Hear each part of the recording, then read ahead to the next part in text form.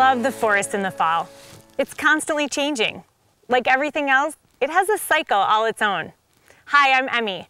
Did you know that forests cover nearly half of Wisconsin? That's over 16 million acres of forest. Unfortunately, in the past 30 years, we've lost nearly 20% of Wisconsin aspen forests. That's over 600,000 acres of forest lost due to a lack of appropriate aspen management. Other forest types are literally stealing the sunlight and taking over land that once supported aspen. In turn, this has a negative impact on the ability for aspen to regenerate itself and maintain its importance in tomorrow's forest community. Today we're going to meet some people who are involved with the Wisconsin Young Forest Partnership, a dedicated group of concerned citizens who created a program designed to help folks learn more about one of our most precious resources. We'll hear from expert biologists, wildlife and forest ecologists, and a few landowners who have become part of the movement to regenerate young forests in Wisconsin. We're trying to gather partners together and work more closely with landowners to try to achieve more young forest management on the landscape. We see that that's a major concern. A lot of species that are declining because they're in need of young forest, and a lot of that young forest potential is on private lands, and we've got a lot of organizations that are somewhat working in it, and we thought it'd be really important to start getting those organizations to work more closely together. The impetus for the whole thing is a long-standing decline in young forests, like the very young aspen you see behind me here in the picture, coupled with the knowledge that this type of habitat is critically important to a large number of wildlife species that people are familiar with and that are very important to the North Woods, and that if this habitat, which is very sensitive to management, as it continues to disappear, so do those wildlife species that are dependent on it.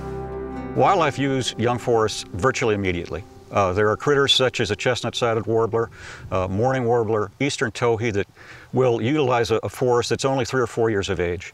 Ruffed grouse, a little bit older.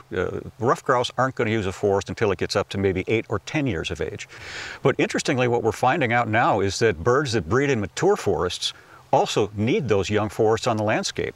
The young from some of the birds that use mature forests, immediately after they leave the nest, will move into the young forest habitats for protection, and because those young forests have an excellent, very, very abundant supply of insects.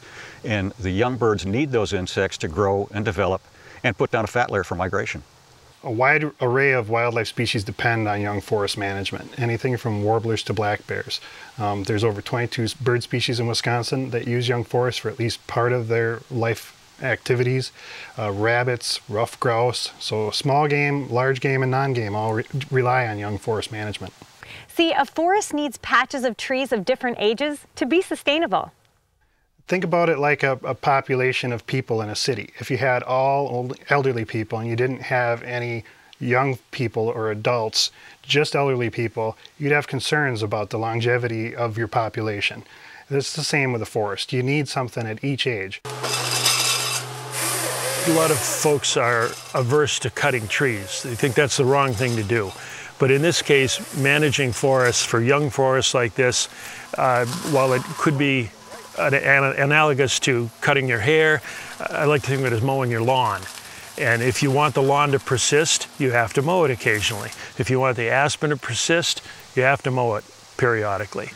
Basically, the original family land, my great-grandfather was a logger in the area, and probably around 1910, he started purchasing pieces of property, logging them, and then hanging on to them, instead of just logging other people's land or logging it and selling it. And he basically passed that on to his 7 children, of which one of them was my grandmother, and that land's been in the family ever since.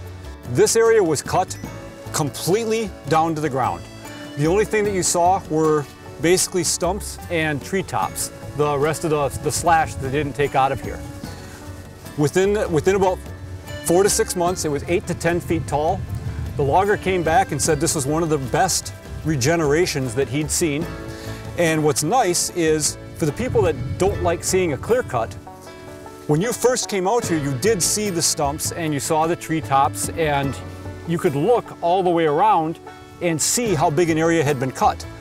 But now here it is 18 months later, and when you're walking the trails, you can't even see 20 feet into the woods. Now that you've heard a bit about managing your forest, you might be thinking, well, I have some land, but I'm not sure how to manage it. Or, that sounds like a lot of work. Well, let's hear from the experts. Oftentimes when we contact the landowner, the impression they have is that they have to do everything themselves and they have to know what they're doing, and that's very intimidating for them. In fact, they have to do very little. In most cases, we walk them through the process. It's a start to finish effort. We give them the information, we look at the property with them, we help them secure financial aid, we help them line up contractors, and we come out and help the contractor complete the work as planned in order to make sure that they meet the requirements for the financial aid that they've received. So very little effort on their part. All they have to do is agree and enjoy. Or maybe you're thinking, hey, I clear the brush and try to keep out invasive plants. Isn't that enough? A lot of times landowners, they feel that if they just own the land, that they are managing it. And in fact, there's a difference between using your land and managing your land. If you're using your land, you're taking something from it, you're not giving anything back. Management is a way to give something back to the land that you own.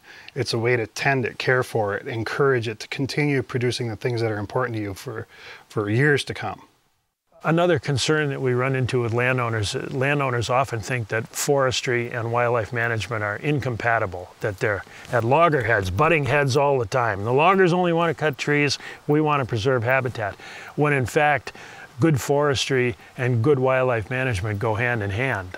You cannot manage for ruffed grouse without timber harvest, without foresters, without loggers, and so on. You just can't do it. So as a result, people don't need to be worried about that. Forestry and wildlife are entirely compatible. Another concern some landowners have is the term clear cutting. There are often negative connotations to this term. However, here you'll see that is not quite the case. This is not a clear cut. Our goal here is to regenerate aspen, which our old term was clear cut for regenerating aspen. But we're leaving nice residual trees in this stand, and the way we're regenerating this stand is through a coppice harvest, not a clear cut.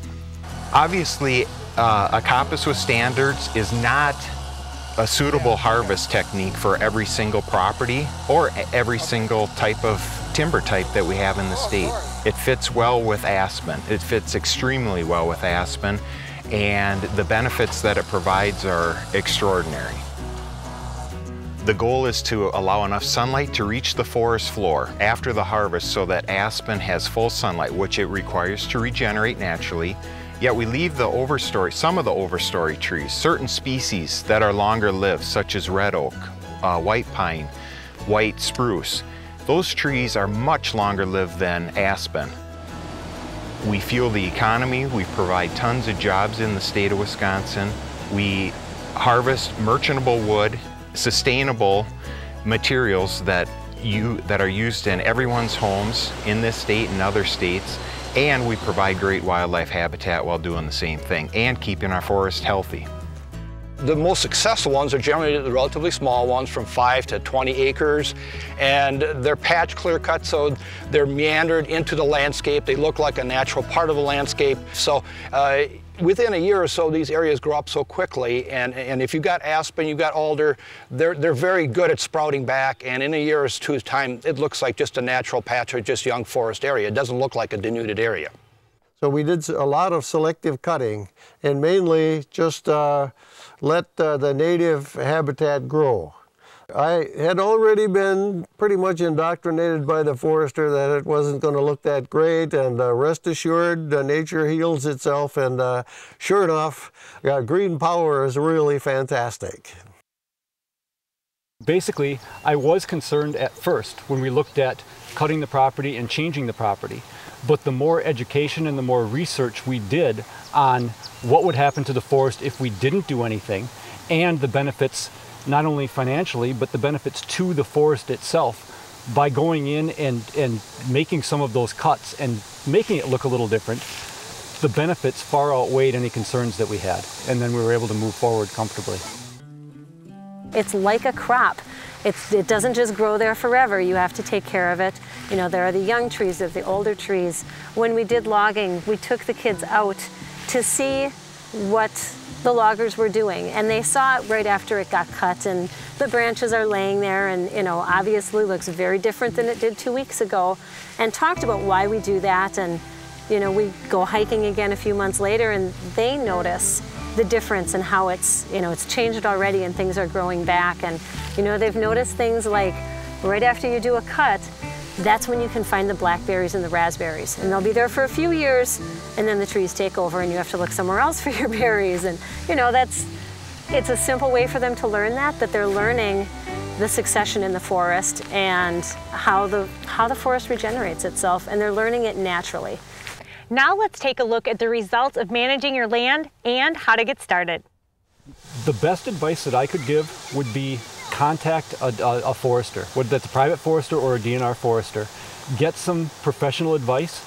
You don't have to do anything.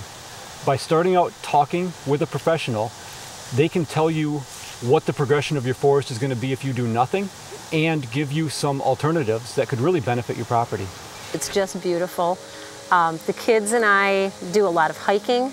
During the summer, we do a lot of berry picking, biking. We have a little pond that on occasion we'll go swimming in. So we just, recreationally, it's a wonderful place to be. While it's true a healthy forest is a beautiful place, it appeals to more than just people. Well, ruffed grouse is an extremely interesting and difficult game bird to pursue because it lives in very dense young forests. Pretty much everything out there, all the predators in the woods will eat a ruffed grouse. They're more than happy to do so. And so the many thousands of trees and shrubs you get in a very young forest provide that bird security. The poster children for aspen, if you will, are ruffed grouse and woodcock as far as game species, and then on the non-game side, birds like the golden-winged warbler. But there are over 60 species that depend on the habitat, and then there are certainly lots of things like from deer and bear and elk, where the restoration for elk is taking place, that all use young forests as habitat at least for part of the year. One of the real benefits for me over the years in owning this piece of property was it was sort of a garden ready to grow, and I've really learned a lot about nature's ability to restore itself, and then increasingly man's role in assisting in maintaining some diversity and quality for a range of species. So it's I've been sort of a participant in that, and fortunately using a lot of additional expertise to help me make the right decisions. We walked the property. Basically everybody pitched in some options that needed to be done, came up with a game plan, and then did some management. We maintained some openings that were being lost, there were old fields that were being lost. We kept some meadow open, and then did some tag altar regeneration. So twice equipment came to my property and did some practices. While the forest provides exceptional local habitat for wildlife, the impact of a healthy forest can be global. Young forests provide a variety of ecological services from the standpoint of wildlife habitat and future forest products for the pulp industry and so forth. They provide economic benefits both from the forestry standpoint and from the standpoint of attracting people who are attracted because of the wildlife abundance. We provide this service for free. There's no cost for talking to a forester or a biologist. There's no cost for having us come out and walk the property with you. That's all provided as a service. And if we can connect you with someone that's going to give you financial aid to help get some work done on your property, they'll walk you through the process, so you'll be able to get some work done at a fraction of the cost if you were just going to try to go out and do it yourself. There are wildlife biologists assigned to every county. There are foresters assigned to every county in the state. And all you need to do is call the Wisconsin DNR at 1-888-WDNR-INFO. Tell them you want to talk to a biologist or forester, and tell them what county you're in, and they'll get you that information.